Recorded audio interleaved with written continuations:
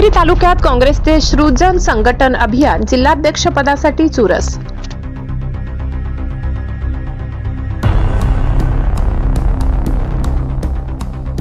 साक्री आगामी निवडणुकांच्या पार्श्वभूमीवर पिंपळनेर येथे काँग्रेस पक्षाचे सृजन संघटन अभियान उत्साहात पार पडले। या मेळाव्याच्या माध्यमातून तळागाळातील कार्यकर्त्यांशी संवाद साधून पक्षाच्या पुनर्बांधणीवर भर देण्यात आला। या अभियानाच्या माध्यमातून तुम्हाला तुमच्या मनाचा तालुकाध्यक्ष जिल्हाध्यक्ष निवडायचा आहे। ही संपूर्ण प्रक्रिया साहेब तुम्हाला दोन्ही निरीक्षक बसतील आणि तुम्हाला एकेकाला बोलवतील आणि तुमचं म्हणणं जाणून घेणार आहे।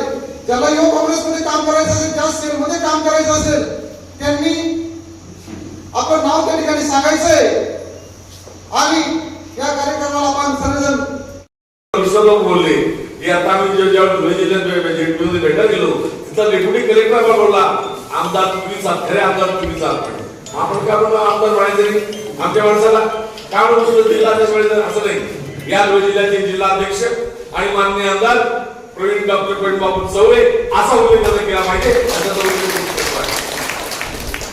या ठिकाणी कार्याध्यक्ष माझे अध्यक्ष, तालुक्याचा अध्यक्ष असेल, जिल्ह्याचा अध्यक्ष असेल किंवा आपले जे फ्रंटल ऑर्गनायझेशन आहे, युथ काँग्रेस असेल, एडीसी असेल, सेवा दल असेल, महिला काँग्रेस असेल, आदिवासी सेल असेल, शिक्षक सेल असेल, अल्पसंख्याक सेल असेल, याचे सर्व अध्यक्ष हे लोकांमधून आपल्याला निवडायचे। म्हणजे लोक जे तुम्हाला सांगतील, लोक जी मागणी करतील त्या पद्धतीच्या या पुढच्या नेमणुका होतील असं राहुल गांधी आणि मल्लिकार्जुन खरगे साहेबांनी ठरवलं आणि त्या धर्तीवरती हे अभियान सुरू झालेलं आहे। राहुल गांधी असतील हे पहिली सभा या नंदुरबार आणि धुळे जिल्ह्यामध्ये घेतात आणि नंतर देशभर जातात। ही परंपरा आहे आणि ही काँग्रेसची परंपरा आहे।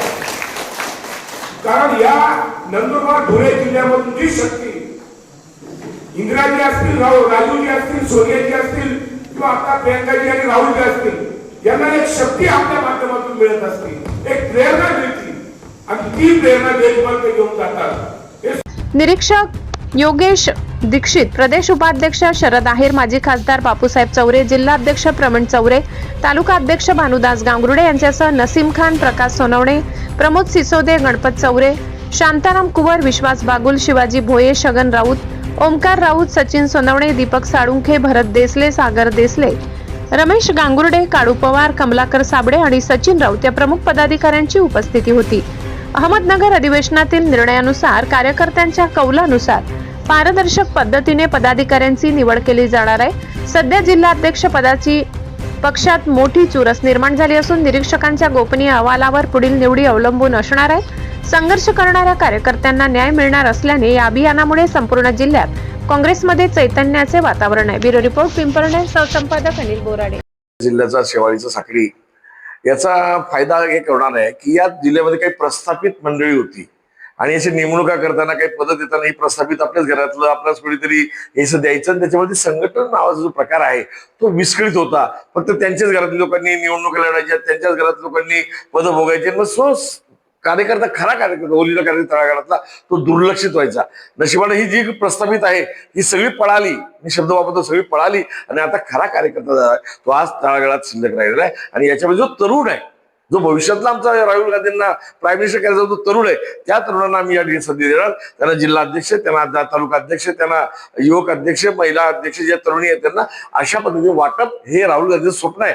आणि 2029 साली आम्हाला या देशामध्ये पुनश्च राहुल गांधीजींना पंतप्रधान बघायचं आहे, म्हणून ही प्रक्रिया आम्ही संपूर्ण देशात घेतलेली आहे। आणि 2029 साली या देशामध्ये आणि या महाराष्ट्रामध्ये नक्कीच आमचं काँग्रेसचं सरकार येणार हे नक्की आहे। आम्ही देशामध्ये आपल्या सगळ्यांचे नेते राहुल गांधी आणि ऑल इंडियाचे अध्यक्ष मल्लिकार्जुन खरगे साहेब यांच्या आदेशानं देशभर संघटन सृजन अभियान हे सुरू आहे।